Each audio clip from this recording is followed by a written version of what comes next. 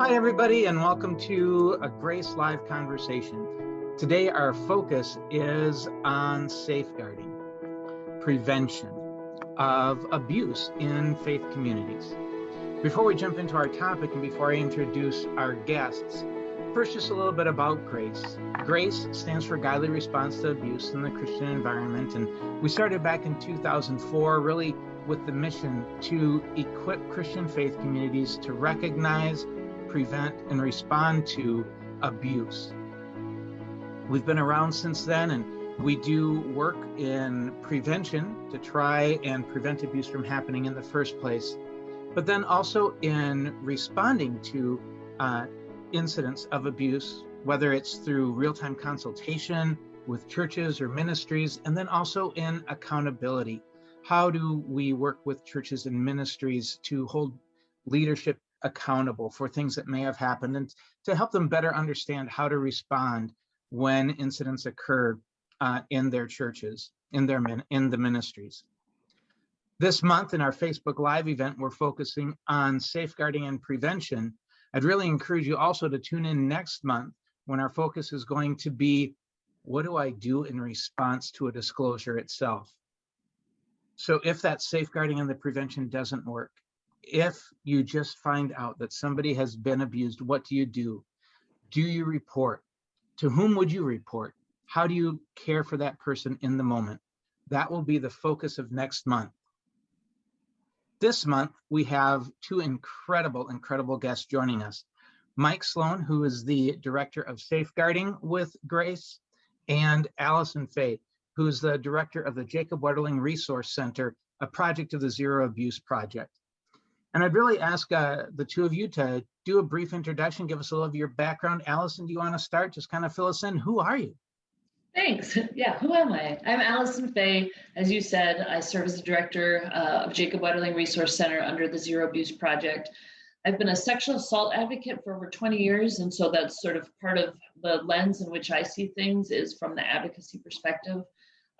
I have a background in youth and children's ministry as well as camping ministry. Those are areas that for me raised me in my leadership skills and in how I see the world, and were very, very positive for me. But I also know as someone who does work as a sexual assault advocate that experience is not always universal, that it's not always the safest place for folks. And so anything that I can do to help having those experiences that I had that were really formative in a positive way, to help other people bring up the level that their organizations are for all youth and kids is sort of a big part of who I am and what I'm about. The last thing I'll say is that my area of expertise is around missing people, which isn't quite the realm that we're talking about today, but it's also something I'm very passionate about. Awesome. Very cool. And we're honored just to have you here. Thank you for joining us today. Thanks for having me. And Mike, who are you? Thanks, Pete. Glad to be with you and Alison today, and especially our audience. Thank you all for tuning in on such an important topic. So as the Director of Safeguarding at Grace, my background, I think it's helpful to hear, is that I grew up in the church, and I was a pastor's kid, and then I went on to become a pastor. I entered ministry, and I didn't have the tools regarding safeguarding from my seminary training or otherwise until I just got into ministry. I was a pastor for over 10 years. And after I received some of those safeguarding tools that I think we'll be mentioning today, I really started to see that this was such a critical area for churches, and that it was often such a lack of education. There was a need for training. There was a need for better policies and practices and safeguarding. So once I was able to receive more training, do more self-study, I began to advocate in my denomination for this, for better practices and safeguarding, and eventually was in a place where I was training churches in prevention and response best practices. And now I've been doing that for over 10 years. So that's a little bit about my background. I come to this as a pastor and as a Christian who really longs to see and is excited to see churches make great progress in these areas. Awesome. That's great. That's great. As we head into the conversation about safeguarding, a couple of things. One, I guess the first thing is just to let everybody know, as we go through this conversation, there may be times that we talk about some difficult subjects. We're going to be talking about abuse. So please know that as we talk about these topics, if they seem to be really weighing heavily on you for whatever reason it might be, but they're weighing heavily on you, please know that you can take care of yourself, that you can do some deep breathing, that you can try holding on to a cup of warm liquid. Coffee is my preference, but some people prefer tea, I understand. But do what it takes to take care of you. It might be prayer and meditation. And if you're finding that is enough to help carry you through this conversation, great. If you're finding that it's not, then please take a break. This conversation is going to be recorded. If you need to step away because it's getting too heavy, it's okay if you don't come back and finish, but it'll be here for you to come back and finish later as well. So please know that I really want you to take care of yourselves. We want that because this can be a difficult topic, especially if it has some personal connection. But for anyone, really, it can be a difficult topic. So we've used the term safeguarding a couple of times. What is safeguarding? Did you maybe both want to give just a brief 2 or 3 sentence definition of safeguarding? What is it? Mike, did you want to start? You're the director of safeguarding. Sure. So I think a few fundamental things to say about safeguarding would include, of course, it would include various prevention practices to keep kids and youth safe at church, but again, beyond children to any vulnerable adults, and really a culture and a mentality within a church, and that's what we're talking about specifically today, a culture and just an intentionality to make best efforts and make progress in effective strategies for prevention and response. Response, might normally not think of that as safeguarding, but it is when it prevents further abuse and contributes to an environment of safety that then on also promotes prevention. So to me, it's really about a community commitment and working on a culture of care, protection, respect, and safety. So to me, that's really at the heart of it. And currently churches, of course, have a lot of tools. Many churches are already using. A lot of those, of course, focus on things like liability and risk management. And so we really need to shift our mentality away from just simple tools that protect the institution to a genuine safeguarding where the focus is on people, the vulnerable, especially. Awesome. That's great. Alison, what is your take on safeguarding? So in my faith tradition, anytime someone gets baptized, the community comes together and we affirm some promises. And one of the promises that we affirm is that we will respect the dignity of every human being. And that anytime someone gets baptized, we as a community make that pledge. We will respect the dignity of every human being. And I see safeguarding as acting out that pledge that we make as a community. So we're standing together at every baptism saying, this is what we're going to do. And then it's about rolling up your sleeves and doing it. So much of how we pray shapes what we do. And so if we're praying and asking for the ability to do that, it means rolling up our sleeves and doing the work. And when we think about respecting the dignity and we look at what that means, it means that making sure that everybody feels safe in our community, that everybody feels honored, that everybody feels like it's not that we're saying, here is the place that we have made for you. It's here's who we are as a community and here's how we've made it so that it is safe and a place where that you can thrive. And so that's when I think safeguarding, it's about living out the prayers that we say together in community and living them out in our day-to-day choices that we make. Wow, I think what you both said is so powerful because you highlighted that it's not just about a couple of specific actions, but it's really about the whole culture. And you highlighted that it's not just one person doing it, but it's the whole community. And you highlighted also the motivation, that it's actually putting our faith into action, that it's putting our prayers into action because God has decreed that each person has dignity, value, and worth. And so it's worth keeping them safe because God has said that. So, wow, that's powerful. as churches go about safeguarding, so I'll look at churches first. Mike, what are some of your thoughts? What questions should a person ask if they want to know how their church is doing with safeguarding? Sure, that's a great question. And so many people who follow Grace cared passionately about this issue, and to have some questions to think about: how would I go about talking to my leaders and people in my church about what we're doing? How do I even assess how are we doing in terms of safeguarding? I think before we even think about questions that could be asked, I think you already, if you're listening to this and you're in a church, you probably can just think about your church and answer some of those questions yourself in terms of assessment. Does our church talk about this issue? Does our church name this issue? Is abuse acknowledged as an issue that impacts faith communities? Does your church emphasize that it's a major theme of the Bible that God cares for the vulnerable, and that Christians are called to be a place of refuge or safety for the vulnerable in the Bible? Are those themes connecting at all? I remember one of my very first trainings in a church, Pete, was when in a break, a woman probably in her 80s came up to me and she said, "Mike, I just want to thank you for this training.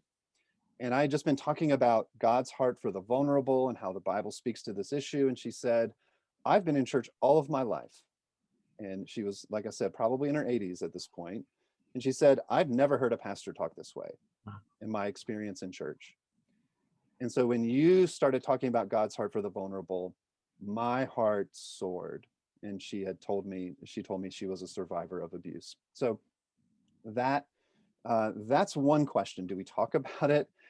Is this something that we speak from the Bible about, from our Christian practices, from our Christian beliefs? And then, of course, questions. What is our policy on a basic level? Is our policy, where do we get our policy? Is it from simply a risk management perspective?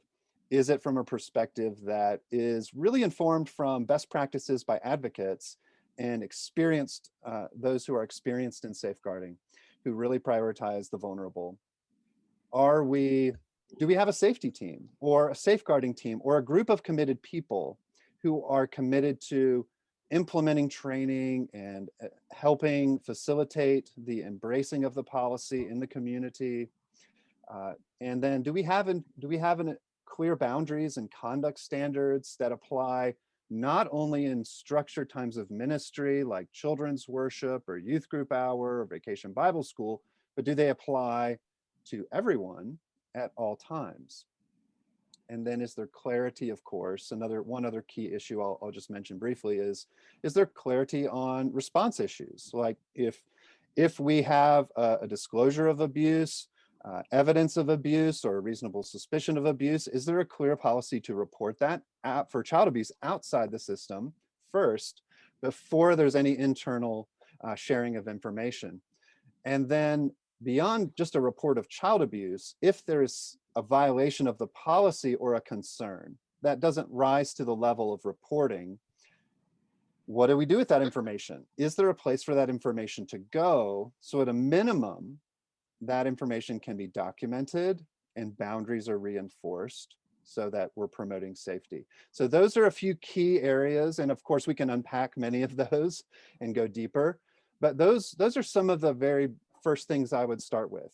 Are we even talking about this issue? Do we connect it to the Bible?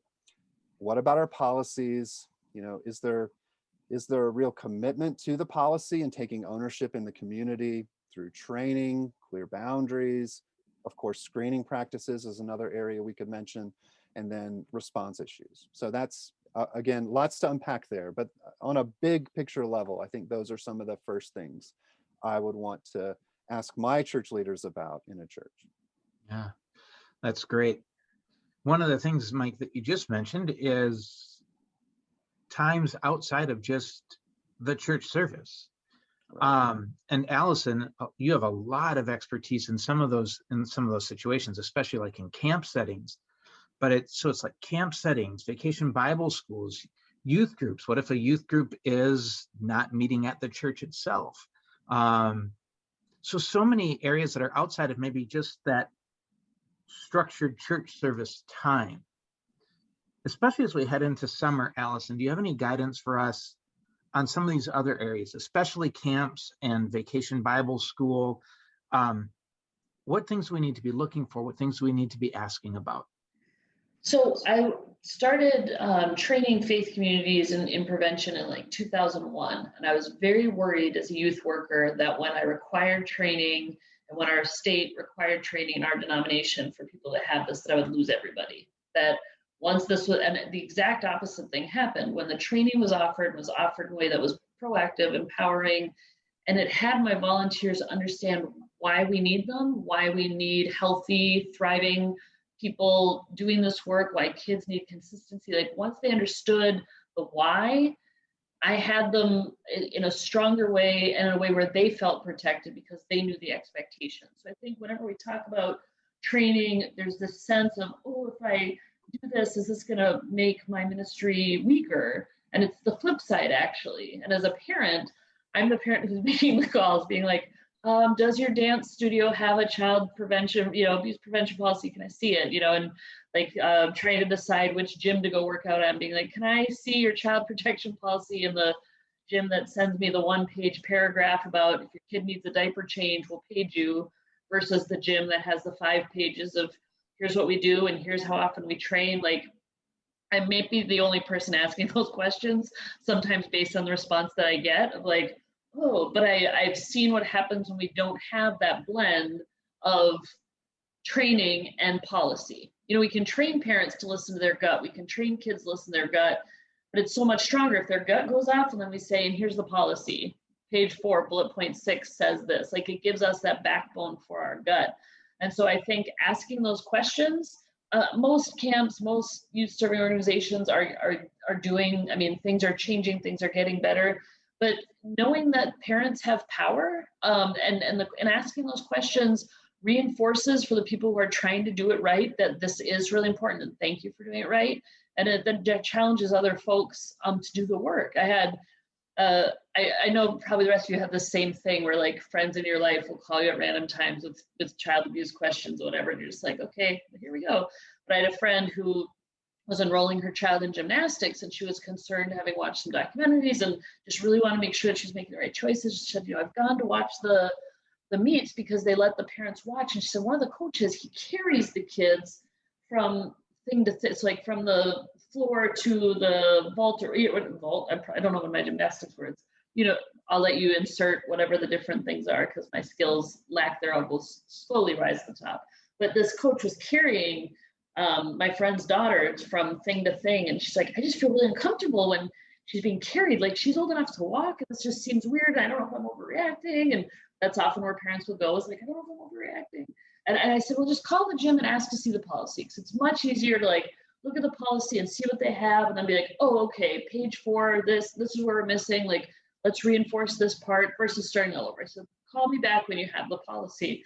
She called me back 10 minutes later. She said, well, I called the gym and asked for the policy. And they said that they don't have one because they don't hire sex offenders to work at their gymnastics academy.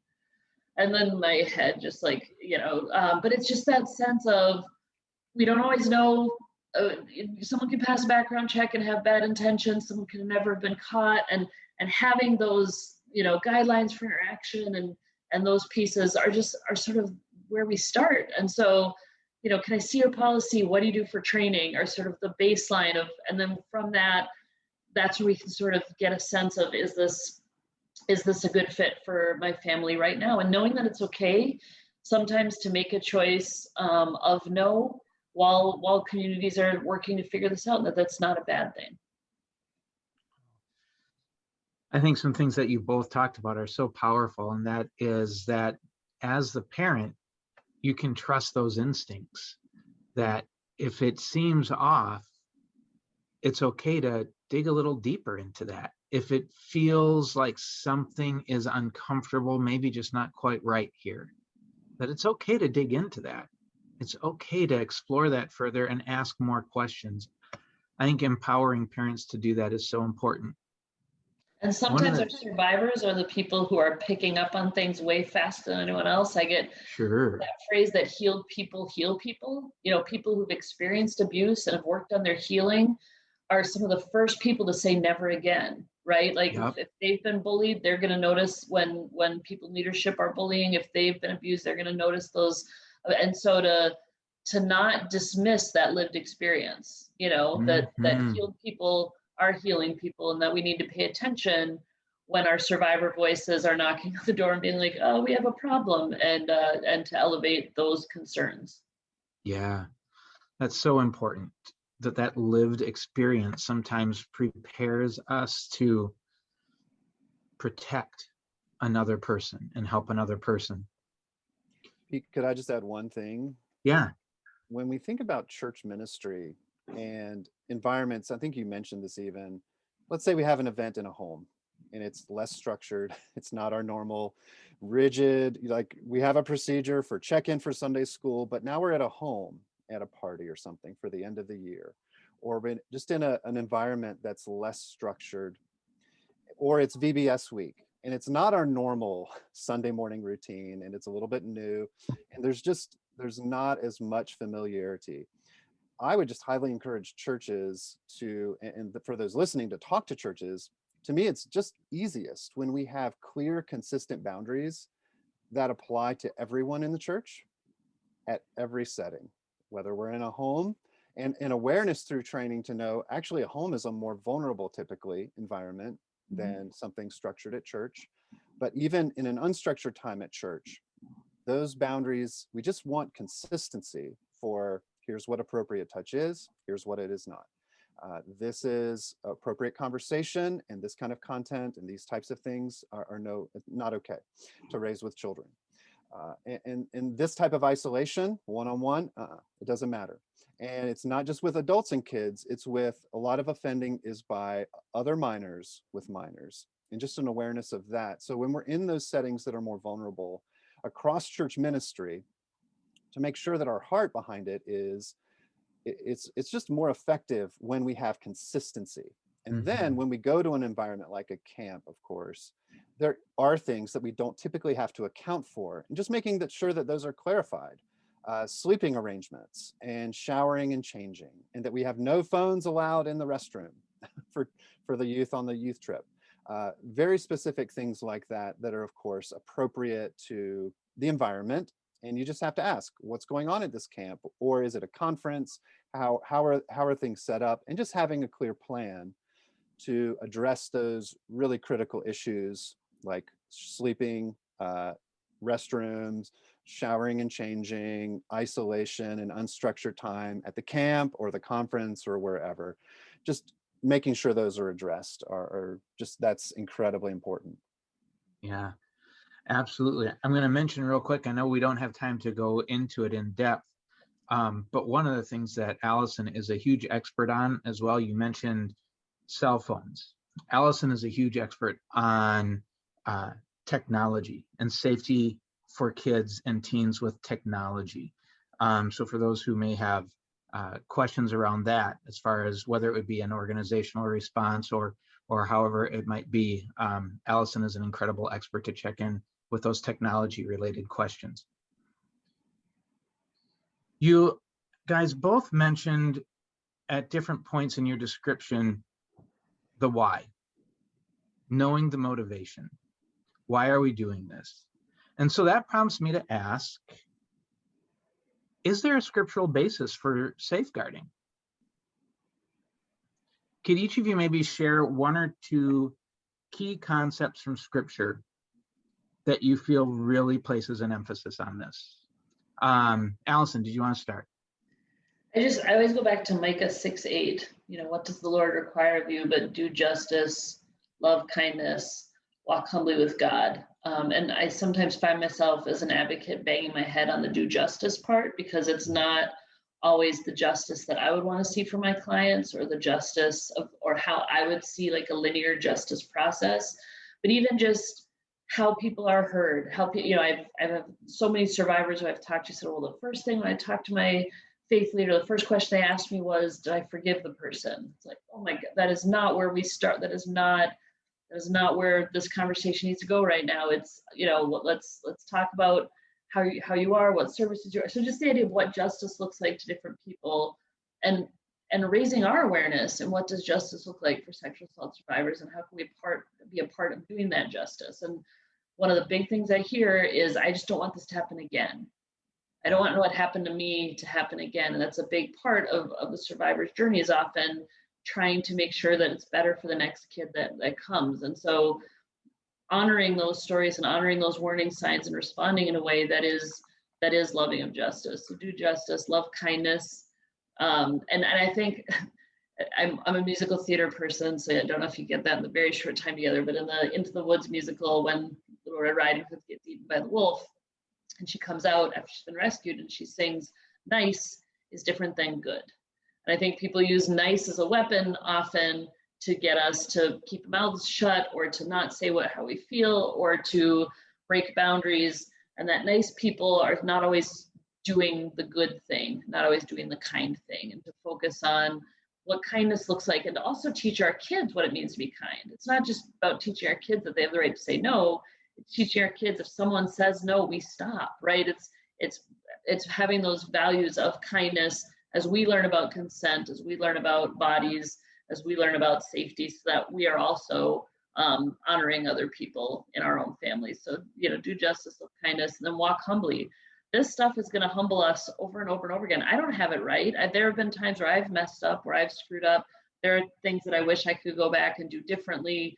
There are conversations that I've had with people that I've later driving home, like, oh, I could have said this. And the working with youth, one of the things that I do a lot of school presentations, and I'll ask kids, like, who are the 5 grown-ups you can talk to if you meet someone who doesn't know the rules? And I almost always have a kid be like, my dog. I would tell my dog, and my dog is wonderful. I love my dog. We can practice talking to our dog. And I was trying to explain to this little guy, like, you can practice talking to your dog, but who's your grown-up? And his response was, but Alison, my dog doesn't interrupt me or tell me what to do. My dog just listens. And I think sometimes that humility is just being the family dog for a minute, like just being present, not feeling like you have to have the right words, not feeling like you have to fill the spaces, not feeling like you have to make promises that you're not going to be able to fulfill because you have no idea what's going to happen tomorrow, but just being present and walking alongside someone and being humble in that walk. And that's why I look at those 3 pieces, and those are my self-checks. Am I doing justice? Am I loving kindness? Am I being humble? And there are times where I fall short on all 3. And so to continually challenge myself and have that be my measurement in trying to do what I can to make the world better. Wow, that's powerful. That's very powerful. Mike, what's a scriptural basis for safeguarding? Sure. So just a couple things. Very powerful is, one is the teaching of Jesus himself. So Jesus talked about wolves and sheep and shepherds an awful lot. And when you look at the background and what that language and those concepts are all about, it is teaching about power and vulnerability, protecting others, the abuse of power. And when you look at, like Jesus said, I'm the good shepherd lays down his life for the sheep. The background of that metaphor goes back to prophetic texts where, guess what? The leaders in power were abusing people, were oppressing people, were not protecting the vulnerable, and following God's call to do exactly what Alison described, to walk humbly with their God, to love justice as God loves justice. So for Jesus to name these ideas and use that metaphor in his teaching constantly, talking about wolves and sheep, saying that we are to be wise as serpents, given this reality of wolves and sheep, is a direct call by Jesus to become more educated, to be proactive in taking care of others who are more vulnerable. And then Jesus, of course, warned specifically about wolves in sheep's clothing. And by doing so, was teaching basic abuse dynamics that Zero Abuse Project teaches about, and that Grace gets to teach about and train churches on, and that others, even outside of a faith-based curriculum, teach on, and researchers who study these issues. Jesus was teaching basic abuse dynamics, that abuse is often, predatory behavior is often from people who are known, someone who is within the community, who is using, he didn't use the word grooming, but essentially deceiving not only victims, but the entire community, which is what we would today often label grooming behavior. So teaching those basic abuse dynamics, Jesus was giving us a basis as Christians to understand and respond to abuse. And that's right there in, Matthew 10, he says, be wise as serpents. Matthew 7, he's talking about wolves in sheep's clothing. And then just one other broad theme of the Bible is that God brings up the vulnerable often, the poor, widows, the foreigner, children, especially the fatherless, the sick, the afflicted, and those categories of vulnerable people are an emphasis and a predominant theme, not the only predominant theme, but one of many predominant themes that carry across the whole of the Bible. So as churches, there are commands that we are to protect the vulnerable. There's prophetic chastisement when God's people do not protect the vulnerable. There's Psalms and Proverbs reflecting on this ethic of caring and prioritizing the vulnerable. And then in the ministry of Jesus, I often ask churches, do you remember any stories of Jesus talking with a widow or a foreigner or someone who's poor or someone who's sick or someone who's disabled or a child? Do you remember any stories like that?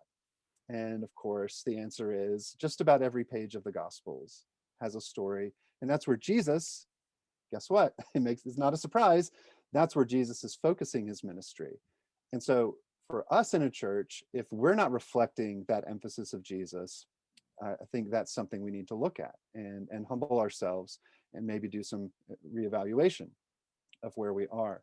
So that's just a couple of the ways, and it never ceases to amaze me, Pete, when I hear a pastor, and I still do occasionally, say something like, well, the Bible doesn't really talk about abuse, or the Bible doesn't really address abuse. And I just want to say, nothing could actually be further from the truth. The Bible is just over and over again dealing with trauma, dealing with oppression, dealing with abuses of power, again and again and again. So we have to ask, what is our priority as a church? And certainly we have all the resources in our Christian faith to use and make use of positively to address these issues. Yeah, it is such a consistent theme throughout Scripture. Sometimes when I'm doing training, I say that the Bible is a trauma narrative because it is a story of trauma after trauma after trauma. Redemption and healing in the midst of that, but trauma after trauma after trauma. Our time is coming to a close. As we wrap up, what would each of you say is maybe one key action that an individual or someone in leadership could take to help safeguard in our faith communities? Mike, do you want to maybe say one thing from an organizational perspective, and Right. Alison, one thing from an individual church attender perspective? What's one thing? Sure. So it really is easy to become overwhelmed when you start to think about some of even the things we just mentioned here that we didn't even have time to unpack. When you think about policy and training and all sorts of things, what I would highly recommend is, just as an organization, if you're a leader in a church or if you have the ear of a church leader, please talk to them. I would simply start with a basic plan. What are we going to try to accomplish in the next year? And let's pick just a couple of major things to focus on. And that might be, and you might in your plan think, well, let's reach out to an outside expert organization to get help on our policy. And let's work on having a deeper training for our community. So those are, you can just say, what is realistic for us to accomplish? And in my view, there is a lot of work to be done in churches, no doubt about it. And there is urgency because these issues are so important, and abuse is so damaging in the lives of children or adults. But churches need to develop practices and that culture in a way that is sustainable. So this is not a sprint. If you try to sprint, you will tire out and then you will just move on because you can't sustain the energy. It's about training for a marathon. and let's put in a training schedule, and let's say, what can we accomplish in the next 6 months? What can we accomplish in the next year? And then let's come back to it and say, wow, we had a really wonderful training on child protection. Can we do a further training on intimate partner violence or some other major form of abuse? We have a good policy, and we learned a lot on our child protection policy. But what about other forms of abuse that are not even addressed in our child protection policy?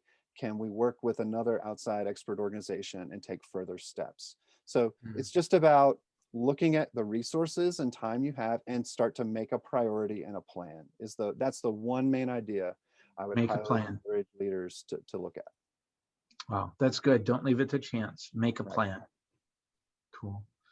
Alison, thoughts on what just anyone who's going to that church or that ministry can do? I would just say, and sounds vague, but I'll make it less vague, is to be a light. I was at a youth workers conference years ago, and I wish I knew who the speaker was, but they were doing a presentation on junior high ministry, and I was like, oh, that's the area I need the most work in. And so I went to that, and the speaker said something that will always stick. He said, be really careful in junior high youth ministry, and I think this applies to all ministry, but his perception was of being the one light bulb in a dark room, where you have this dark room and you're the one light bulb, and you expect everyone to flock to you because you're the one with energy, you have the games, but he's like, you might burn out, you might have to move, you might go on maternity leave, like whatever it might be. And then the kids in the community who are expecting to be with you to understand God, they now are completely lost because you were the only light. He said it's the job in junior high youth ministry to build track lighting. We have lots of different lights of people. So if this person steps down, this person knows the kids' names and they know what the rules, and we have a community ownership of youth programming where it isn't one person. It isn't the person who has the high energy is the only person. And I look at a lot of faith communities that are using that light bulb ministry model. And even when that person means well, they just can't take it all on. They can't be, and then they burn out, and then we just lose all the momentum, and we lose sometimes what is working, what is healthy. And so what does it mean to be a light? Going through the training that's offered so that you know what the other people are getting. If you're seeing resources that might be helpful, hey, I saw this free webinar on this might be something to send out the next newsletter. Knowing the kids' names, finding ways to support those doing the ministry. I remember my first year as youth minister, an elderly, wonderful gentleman coming to my office and being like, I've been screened and trained, and I'm not great with youth, but I know you have to have 2 adults involved anytime you offer something. If in this first year you don't know any volunteers, I'll always be that second adult for you until you get your footing going. He's like, I might just bring a newspaper and like sit and read, but I'll be there.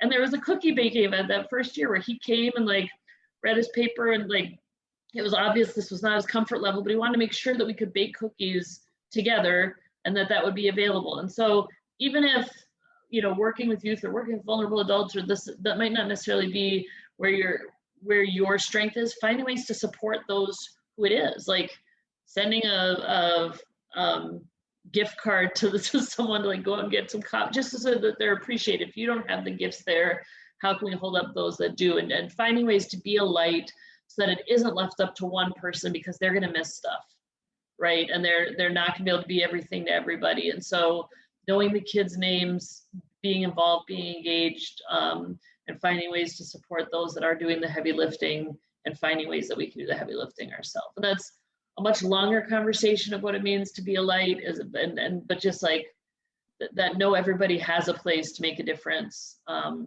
it might not be that you're the one offering the VBS, you might be the one dropping off the popsicles, and finding ways to be a blessing, so that this important ministry can thrive in a way where we have multiple adults engaged, multiple eyes, multiple hearts paying attention, because abuse thrives in secrecy. Abuse thrives when no one is shining a light on what's happening. And so find ways to get involved and to be supportive, so that we have track lighting that keeps these programs going when they're healthy. Wow, that's great. I love that story of the person who, if you just need the second person, I might not talk much with the kids, but I'll be that second person. I love it. I love it. Well, Mike and Alison, thank you so much both for sharing your wisdom and your passion with us today. If you're interested, you could find out more about Mike and the work that he does with Grace by going to the Grace website. netgrace.org, www.netgrace.org. And you can find out more about Alison and the work that she does and the Zero Abuse Project. And through the Zero Abuse Project, there's a link specifically to the Jacob Waterling Resource Center on that page. And you can go to www.zeroabuseproject.org to get more information about the incredible work that they are doing at the Zero Abuse Project as well.